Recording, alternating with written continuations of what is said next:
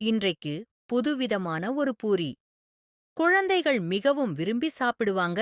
Lunch box ஒரு dish பண்ணலாம் வாங்க. இதனை அடிக்கடி செய்வதை தவிர்த்துக் கொள்ளுங்கள். நான் மைதா மாவில் செய்கிறேன். நண்பர்களே, மைதா மாவு 300 கிராம், சிறிது உப்பு சேர்த்து நன்றாக பிணைந்து எடுக்கவும்.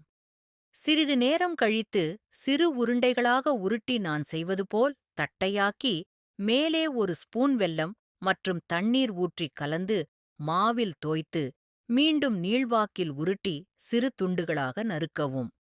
வேறு பாத்திரத்தில் 50 கிராம் நாட்டு சர்க்கரை மற்றும் ஒரு ஸ்பூன் சர்க்கரை சேர்த்து மாவின் நடுப்பகுதியில் வைத்துக் கொள்ளுங்கள். நான் செய்வது போல் பாருங்கள் நண்பர்களே. சப்பாத்தி கட்டையில் தேய்த்து பின் ஒரு பாத்திரத்தில் எண்ணெய் விட்டு இருபுறமும் பொன்னிறமாகும் வரை வேக வைத்து எடுக்கவும்.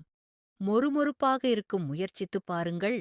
உங்களுக்கு இந்த வீடியோ பிடிச்சிருந்தா லைக் பண்ணுங்க, ஷேர் பண்ணுங்க, சப்ஸ்கிரைப் பண்ணுங்க, பெல் ஐகான்